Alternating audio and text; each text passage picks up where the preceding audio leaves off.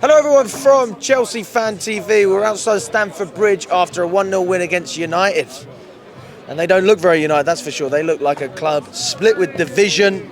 And listen, the divide is real. How many points separate us and Ruben Amorim's side at the moment?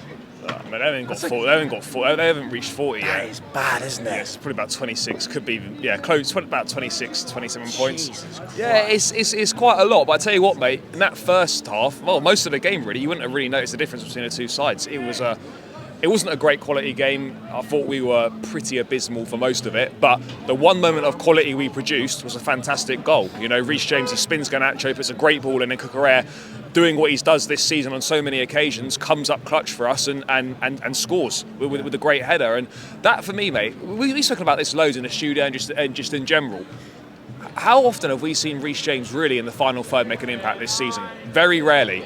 And he gets into the final third today, does that, you know, with that quality on the ball. That's the best piece of quality he's produced on the ball this season. It is. The shot that hit the post? No, the cross for the goal. Fucking hell, what are you talking about? Sorry. But I mean, the shot that hit the post was a great strike as well. That was unbelievable, wasn't it? That was a great strike as well, by the way. But yeah, that bit of quality in the final third, that was fantastic. Yeah, that's what I mean. Like, you want this guy in the final third more, doing that on a more regular basis. But I always felt like we'd win this game, but I always knew it was going to be cagey and it would be tight, and it probably would just be one moment of quality that was a difference. And luckily, we had that moment of quality. We defended reasonably well. United didn't really have any decent chances. But yeah, let's not pretend it wasn't a tough watch, because it absolutely was. But at this stage of the season, with what's at stake and what's required now of Sophie, with just one game left, I don't give a fuck how we play as long as we win. Even though you said it was cagey, right? So this is the impression that I had. And maybe this is to do with the occasion, the atmosphere as well. I felt especially tense. And I felt like there was that extra 10% from each player because of that. Did you get that feeling as well? Yeah, mate, it was tense for sure. You know, you know what's at stake. There's no room for error now in these final two games. And yeah, I think maybe, there have been question marks against this team about can they deal with the pressure and can they deliver when they really, really have to. And in that first half, you would maybe say, no, they didn't. But we dug in, we played well, we kept going, we kept grinding away. And as I said, we produced that moment of magic, and Cucurella comes up, trumps with a goal. But yeah, I mean, the Champions League dream is still alive. So we've got to go to Forest and win. But yeah, look, is this not one of them nights to dissect performances and that? Because it's just about winning and getting the job done, and that's what we did. But once again, similar with Newcastle, mate, where we were going long to Jackson against Botman and Cher and Dan Burn and stuff, expecting him to win duels and hold it up. Why the fuck are we going long to Tyreek George, who's small? He's quite slight in stature. How are we going long to him and expecting him to hold the ball up and win aerial battles against Maguire and stuff? Why are we expecting? Why? I don't understand that, but the main reason I think he does that, telling the keeper to go long, is because I think there's just an element of doubt, to be honest with you. I think the manager, why else would he give that instruction if he just didn't trust him? And this is a crucial part of the season where we've already said, fuck a performance, get me the result. Yeah, no, for sure, and I agree with that. But yeah, it's just strange because you're never going to win anything, and it's just going to constantly come back. The only thing you might win is a second ball. It didn't really make sense to me, but yeah, I mean, it doesn't really matter, does it, at the end of the day? You know, I thought Reece James was one of his best performances of the season. Cucurella, outstanding again. I tell you what, mate, I don't think we appreciate how good Caicedo is. He was outrageous again today, and it's just like you sort of take these things for granted, don't you? Yeah, I know. I mean, I don't know about the Kante comparisons. I've heard a few of them to do with Caicedo. I don't think he's there yet, but if he keeps going on this track, there's absolutely a conversation. Yeah, mate. Do you know, no one mentions the price tag now. I know it's a lot of money, but he's worth every penny.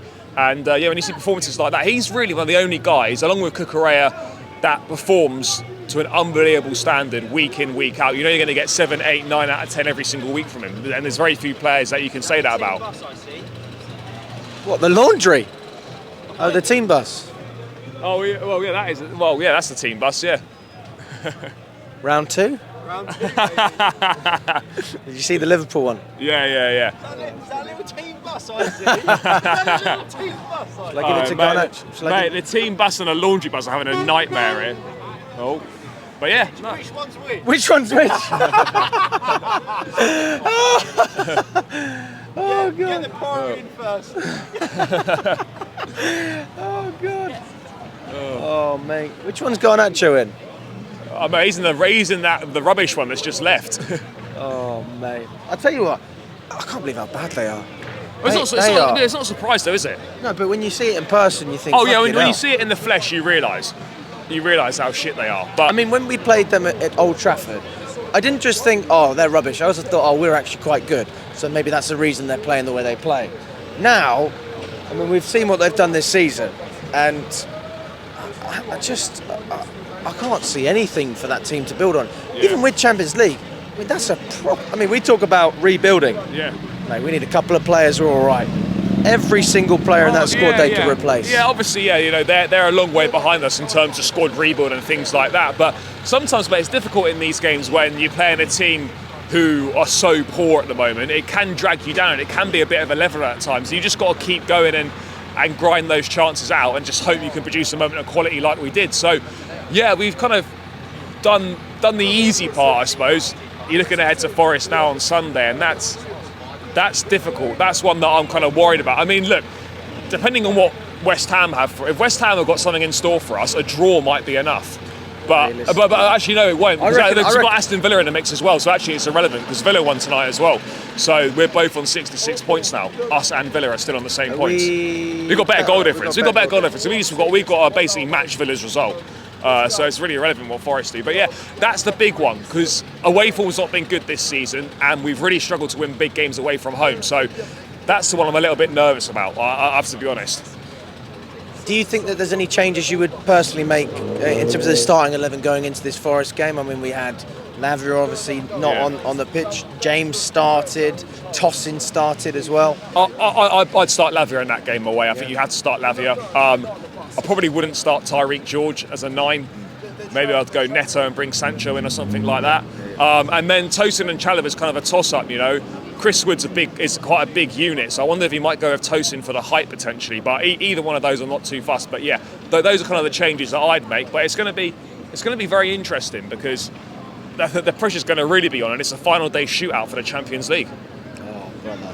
You know what? I love the pressure of it, but let me ask you: do you feel confident? Would you bet your house on this? No. Maybe What's the odds, mate? What's the odds? I don't know. Look, we've got a chance for sure. We've got a chance, absolutely. 60% in our favour? If it was at home, I'd feel reasonably confident. But away, it's tricky. Obviously, it helps us that they're out the race really for this Champions League now. So they're already guaranteed Europe. So, I mean, that's kind of maybe a bonus for us. But yeah, I don't feel hugely confident. Look, I feel confident enough that we can get a result, but can that result be a win? That's the big question, isn't it? We need some wins. I mean, it's the small wins that I think help win over match-going fans, winning your duels, playing well. But you get the points. Every Chelsea fan will not care less how you do it, just that you do it. I remember after the Newcastle game, I'm not sure if I told you this, we bumped into Igbali. Oh, yeah. And I asked him, I said, he didn't film it. I said to him, what did I say? I was like, do you think we're still going to get Champions League? And he ignored me. I'm not surprised.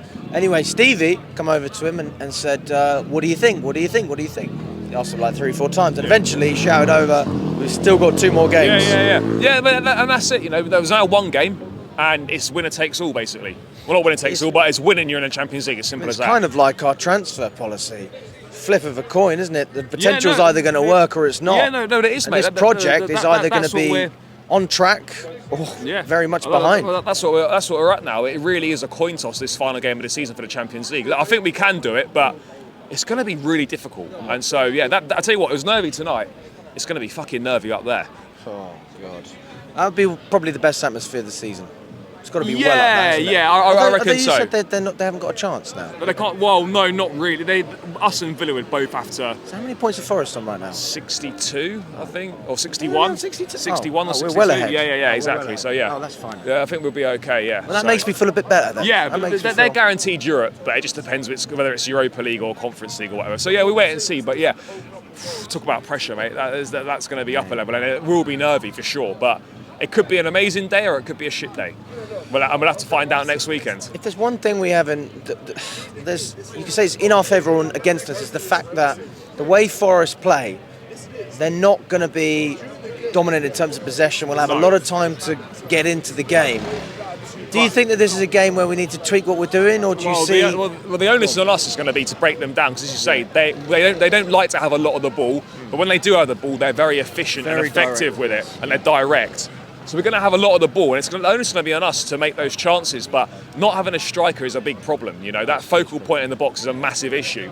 So those creative players, your Palmers, your Netos, your Maduekes, your Sanchos, or whatever, they're going to have to be on it, and we're going to have to be working on threading, you know, through balls and things like that. Because putting crosses into the box from the wide areas is not really working. I know we scored from across tonight, but it was James to Correa. Like actual wingers getting to the byline and putting the ball in the box, there's just no one there. We've always been a team reliant on our right backs and our left backs. Yeah, there's no one in the box, mate. So we're going to have to maybe change a few little things. We can do it, but we can't afford to play like we did tonight. Oh man, we'll have to. Am I going to see you in the studio tomorrow, 4:15? Oh, it's at 4:15, is it? It's a bit later. Bit of a twist. Possibly. Live reaction. I'll have to let you know, because I've got to do extra work tomorrow, and I don't know I'll be finished in time. So I'll let you know. Jacob's got school in the morning. You've got work in the morning. Yeah. Well, exactly, mate. I'll let you know. It's a possibility. Fair enough, dude. Well, listen. Thanks so much, buddy.